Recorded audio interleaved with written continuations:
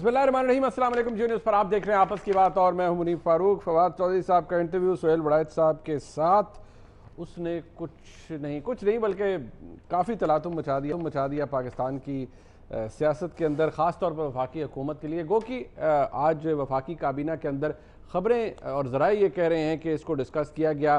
असद उमर साहब ने एतराज़ किया, गालिबन शाह महमूद कुरैशी साहब ने एतराज़ किया, उनके ऊपर एतराज़ फैसल वाडा साहब ने कर दिया। और फैसल वाडा साहब अभी कुछ देर पहले भी एक प्रोग्राम में थे, उन्होंने भी बहुत से बातें की। लेकिन सवाल ये है कि फवाद चौधरी साहब का दिफा आज की वफाकी काबीना के अंदर ये रहा, ज़राए के ने जो बताया है कि उन्होंने कहा कि मैंने तो तज्जिया दिया था अब हालात के ऊपर।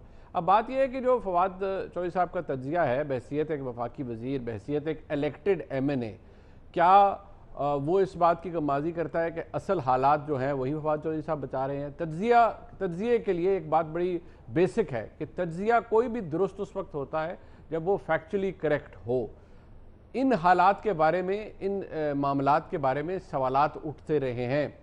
हुकूमत की परफॉर्मेंस, इन अहम शख्सियात की लड़ाइयाँ और खेचातानी हर पार्टी के अंदर होती है, लेकिन ख़ास तौर पर इस वक्त पाकिस्तान तहरीक इंसाफ की हुकूमत के हवाले से भी बात होती रही है। मामलात क्या हैं? फवाद चौधरी साहब ने जो कहा उसका दिफा वफाकी हुकूमत के तर्जुमान ये क्या कर रहे हैं कि ये हुकूमत की पॉलिसी नहीं है। भाई, अपनी लड़ाई के बारे में आपकी क्या पॉलिसी हो सकती है, या अपनी परफॉर्मेंस के बारे में आप तो यही कहेंगे कि अच्छी पॉलिसी है। बट फवाद चौधरी साहब को ये करना चाहिए था, नहीं करना चाहिए था, बात अब उससे आगे बढ़ गई है। क्या असल में ऐसा है या नहीं है, या फवाद चौधरी साहब फ्रस्ट्रेट होके ये सारी बातें कर रहे हैं? फिर प्रोग्राम में बात करेंगे। मेरे साथ मौजूद हैं मोहसिन शाहनवाज रांझा साहब, MN पाकिस्तान मुस्लिम लीग नून के, सेनेटर वलीद इकबाल साहब मरकज़ी रहनुमा है पाकिस्तान तहरीक इंसाफ के, हुकूमत की नुमाइंदगी करेंगे, और सरदार नबील गबोल साहब हमारे साथ मौजूद हैं कराची से, पाकिस्तान पीपल्स पार्टी के मरकज़ी रहनुमा। गबोल साहब, आपका भी बहुत शुक्रिया। मैं वलीद साहब, क्योंकि हुकूमत की बात है और सम हाउ अलाउ मी कि मैं अगर आपसे ये पूछूंगा कि फवाद चौधरी साहब ने बातें क्यों कही, तो somehow I could guess कि आप ये कहेंगे भाई ये आप फवाद चौधरी साहब से पूछिए। लेकिन मैं सेनेटर वलीद इकबाल साहब से पूछ रहा हूँ कि फवाद चौधरी साहब ने सबसे पहले, जो मैंने मोन्टाज के अंदर क्लिप्स चलाया, आगे भी चलाऊंगा, उन पर भी बात करूंगा, लेकिन उन्होंने कहा कि ये तीन शख्सियात की लड़ाइयों ने पार्टी के अंदर जो सारा, या हमारी हुकूमत के अंदर जो तब्दीली का प्रोसेस था, इवन जो परफॉर्मेंस थी, उसको बड़ा नुकसान पहुँचाया है। आपके ख्याल में फवाद चौधरी साहब दुरुस्त कहते हैं या गलत कहते हैं? ये मेरे ख्याल में, मैं उनसे इख्तलाफ राय रखता हूँ, और मैं, अगर आप मुझे ये पूछते कि उन्होंने ये क्यों कहा है, और मैं उसका ये जवाब ना देता कि वो उनसे पूछें मैं तो सिर्फ इतना इजहार ख्याल करना चाहता हूँ उस हवाले से कि ये उनकी ज़ाती राय थी, उन्होंने ज़ाती राय दी। और आपने जो अपनी तमहीद में बात की ना कि जब कोई तज्जिया होता है तो वो फैक्ट्स पे मबनी होता है, ये तज्जिया जो ऐसा था उसमें राय का इजहार किया गया। There is a difference between expressing an opinion, जिसको आप उर्दू में कहेंगे एक राय का इजहार करना, और फैक्ट्स को बयान करना, दो मुख्तलिफ चीजें हैं। ठीक है, मेरे ख्याल में फवाद चौधरी साहब ने राय का इजहार किया है। अच्छा जी, और मैं उस राय से इख्तलाफ रखता हूँ। ठीक है, और मेरी अर्ज ये है कि अभी पहला सवाल जो आपने दिखाया, अभी अपनी मोन्टाज है जो आपने कहा है उसको, कि सोहेल वड़ाइच साहब ने ये पूछा कि ये जो तब्दीली आनी थी वो क्यों नहीं आई और कौन इसका कसूरवार है। अब मैं आपको ये अर्ज कर सकता हूँ कि अगर मुझे बिठा के उन्होंने ये पूछा होता तो मैं क्या जवाब देता? मैं उसका जवाब ये देता, मैं कहता जी रोम एक रात में नहीं बना, तब्दीली का वादा हमने ज़रूर किया है, लेकिन उस तब्दीली में जो सर फहरिस्त चीज़ें हैं, सर फहरिस्त चीज़ें जो हैं वो, और जो वो दो सतून जो रहे हैं हमारी पार्टी के नज़रिए के, और वो 22 साल से वही रहे हैं, वो दो सतून के, करप्शन का खात्मा, और दूसरा के ताकतवर और कमज़ोर को कानून की निगाहों में बराबर करना, अच्छा जी, जिसको रूल ऑफ लॉ कहते हैं। ठीक है, इन दो मामलात के ऊपर मैं ये समझता हूँ कि इसमें एक एग्जाम्पल ही ले लें कि सवाल कोई लोग करता है कि जी कितने लोगों को आपने कन्विक्ट करा के जेल में डाल दिया जो करप्शन के उसमें थे। मेरा सिंपल सा जवाब ये है कि जो एक दो मिसालें हमारे सामने हैं हाई प्रोफाइल केसेस की, हमारा सिस्टम, हमारा जुडिशल सिस्टम, हमारा प्रोसेस, वो प्रोसेस हर एक को, मुलजिम हो या प्रोसिक्यूशन हो, मौका एक जितना ही देता है, तो उस प्रोसेस में जितना वक्त लगता है ये जाहिर होता है कि एक हुकूमत की वो मुद्दत से भी ज्यादा होता है जब एक कन्विक्शन हो। क्या मिसाल है उसकी, हनीफ अब्बासी साहब की, 6 साल लगे उसके उस ट्रायल को, और अब वो अपील में वैसे भी अपना रिहा हो गए हैं। तो मैं एग्जांपल के तौर पे कह रहा हूं कि ये चीज़ें रोम एक रात में नहीं बना और ये एक प्रोसेस होता वैसे, है और उन्होंने एक राय का इजहार किया। एक बात, एक मेरा सवाल था, वो आप सोहेल बड़ाइच साहब से ज़रूर पूछ लीजिएगा। जी जी, वो मैं सिर्फ एक चीज़ पूछना चाहता हूँ, मुझे ये फवाद साहब का अपना घर था या कोई वॉइस ऑफ अमेरिका की सेटिंग थी? बिकॉज सेटिंग बड़ी खूबसूरत थी। वो बाकी बातें जो है मैं उसमें से किसी से agree मुझे नहीं जो करता। अंदाजा है कि यह सोहेल बड़ाइच साहब की अपनी लाइब्रेरी है। बहरहाल आपने जो पहली सोहेल बात साहब की गई, पहले बात की गई उसका आपने कहा कि आप फवाद साहब की राय से इख्तिलाफ करते हैं। मैंने अपनी तमीद में ये कहा था कि जो फवाद साहब कहते हैं मैंने तज्जिया दिया था, तो तज्जिया फैक्ट्स के ऊपर बेस होता है। अगर तज्जिया दुरुस्त हो आपके नजदीक, नहीं, ये तज्जिया factual एक्सप्रेशन position ऑफ है। ओपिनियन होता है। नहीं सर, नहीं, तज्जिया ये बगैर facts के राय नहीं का हो इजहार सकता। है, फैक्चुअल पोजीशन नहीं है। सर तज्जिया बगैर फैक्ट्स नहीं, के राय तो का नहीं हो सकता इजहार ना। है, राय का इजहार। सर मैं अर्ज कर रहा हूँ तज्जिया बगैर फैक्ट्स मैं के तो नहीं हो सकता ना।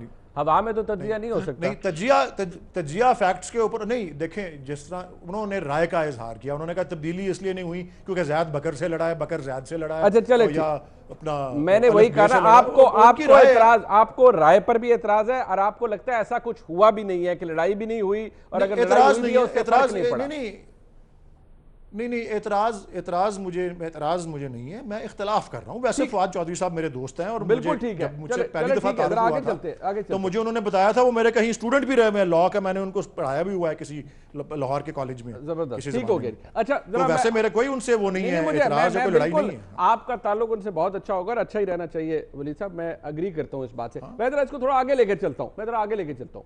अब मैं एक ये जो दिफा पेश किया है, मैं अगर कहूँ वलीद इकबाल साहब ने, मुझे गबोल साहब ये बताइएगा, ये इन फाइटिंग बातें हैं, ये तो सियासी जमातों के अंदर होती हैं।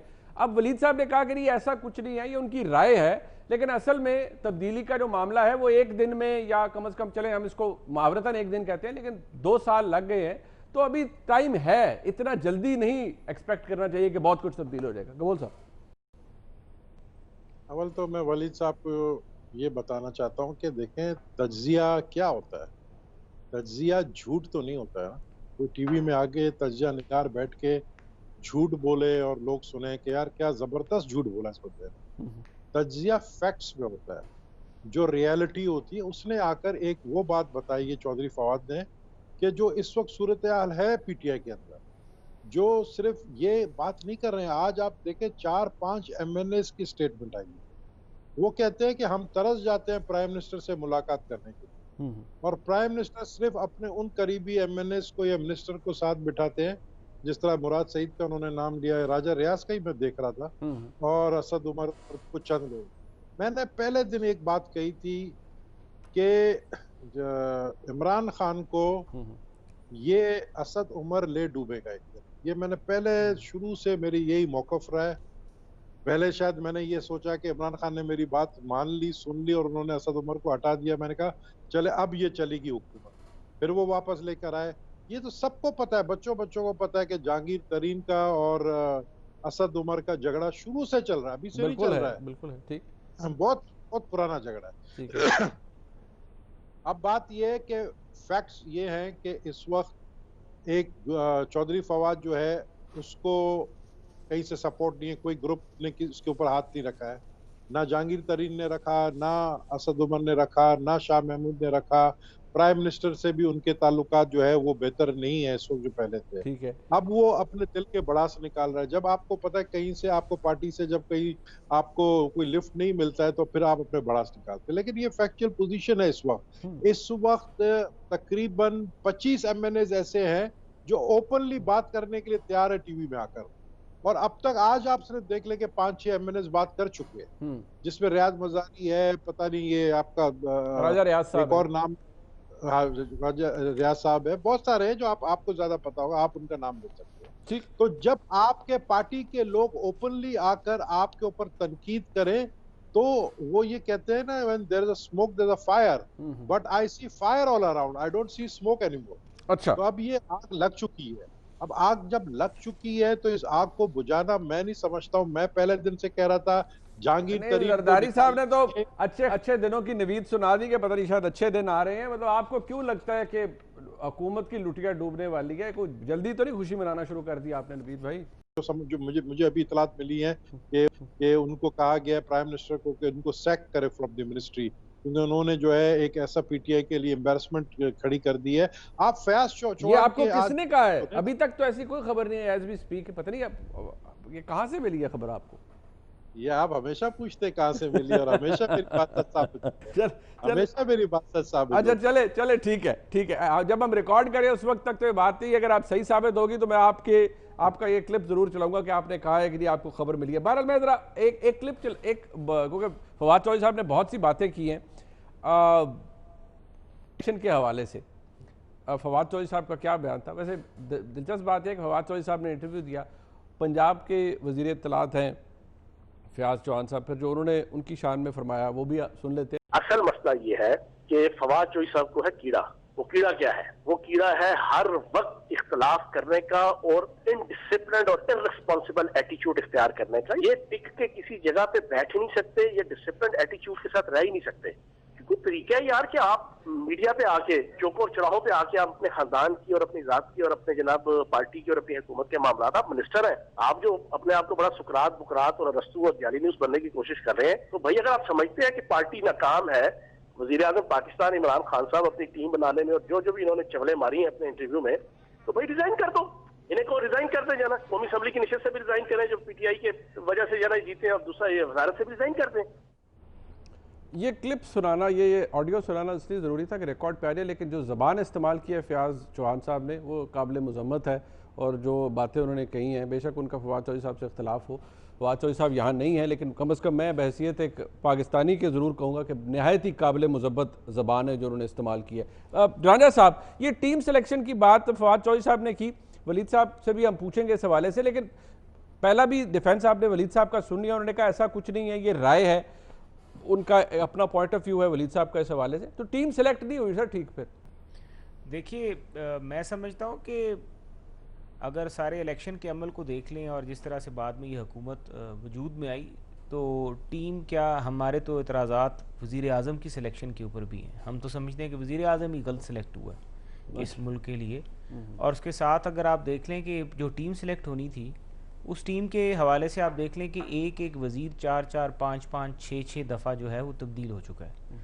अगर आपकी तबीयत में मुस्तकिल मजाजी और इस्तकामत ना हो, सबसे बड़ी लीडरशिप की रिक्वायरमेंट मुस्तकिल मजाजी और इस्तकामत होती है। ठीक है, अगर वही हमें नज़र ना आए तो उसका फिर मतलब यही होगा कि जो नीचे टीम होगी वो भी उसी टेम्परामेंट को फॉलो करेगी। और फिर आगे से अनफॉर्चुनेटली जो हुआ वो आपके सामने है कि असद उमर साहब और जहांगीर तरीन साहब की एक लड़ाई थी। जहांगीर तरीन साहब ने असद उमर साहब को हटवा दिया, कहा कि ये माशी पॉलिसियों में नाकाम हो चुके हैं। फिर असद उमर साहब ने खड़े होकर चीनी की रिपोर्ट के बारे में बात कर दी। फिर हफीज़ शेख साहब जो असद उमर साहब के जो बाद में आए और फिर वो जहांगीर तरीन कैंप से जिनका ताल्लुक़ बताया जाता है, उनके बारे में इकॉनमी की एक रिपोर्ट आ गई। वो भी कमेटी जो थी उसको असद उमर साहब देख रहे थे, उसमें उन्होंने कहा गया। तो इस तरह ये लड़ाइयाँ जो है, मतलब फैसल वाडा साहब की लड़ाई अगर किसी और से है तो अली से है, तो फिर उधर किसी और की लड़ाई किसी से है, किसी की लड़ाई किसी से है। इसका जो मैं भी सारा सोच रहा था, मेरे ख्याल से ये जो जिस तरीके से ये हुकूमत वजूद में आई, जो मामलात बने, जिस तरीके से इनको लाया गया, वो चीज़ें एबनॉर्मल थी। अच्छा, देखें, एबनॉर्मल चीज़ जो होती है वो नॉर्मल बिहेव नहीं करती, रिएक्ट नहीं करती, और उसका रिजल्ट अब आपके सामने है। फिर हुआ ये कि 152 इनके मुंतखब अरकान हैं, Waleed sahab is one of them. Waleed sahab को क्यों नहीं मिनिस्टर बनाया गया? और इतने टैलेंटेड हैं, इनको लॉ मिनिस्टर बनाया जाए। ऐसे बंदे को आपने लॉ मिनिस्टर बना दिया जिसने गवर्नमेंट को 2-3 दफ़ा एम्बेरस किया। उसने आर्मी एक्ट पे गवर्नमेंट को एम्बेरस किया, उसने फिर काजी फायज ईसा के रेफरेंस में गवर्नमेंट को एम्बेरस किया। He is much capable enough, और उनकी क्रेडिबिलिटी है। इस तरह के आप लोग जो हैं, जो शॉर्टकट मारते हैं, एक बैग लेके आते हैं, जो कभी अल्ताफ़ हुसैन के नारे मार रहे होते हैं और उसकी मुहब्बे वतनी के सर्टिफिकेट जारी कर रहे होते हैं, फिर आप उनको ला के अपनी काबीना में बिठाते हैं, फिर वो आपके सर्टिफिकेट जारी करना शुरू होते हैं। ये जो डबल और डिवाइडेड लॉयल्टी वाले लोग हैं, इन्होंने इनकी पार्टी को तबाह बर्बाद करके रख दिया है। और उसी तरह से अब आप देख लें इनकी गवर्नमेंट चला कौन रहा है, जो हफीज़ शेख हैं। हफीज़ शेख से तो असद उमर 10 गुना ज़्यादा बेहतर था।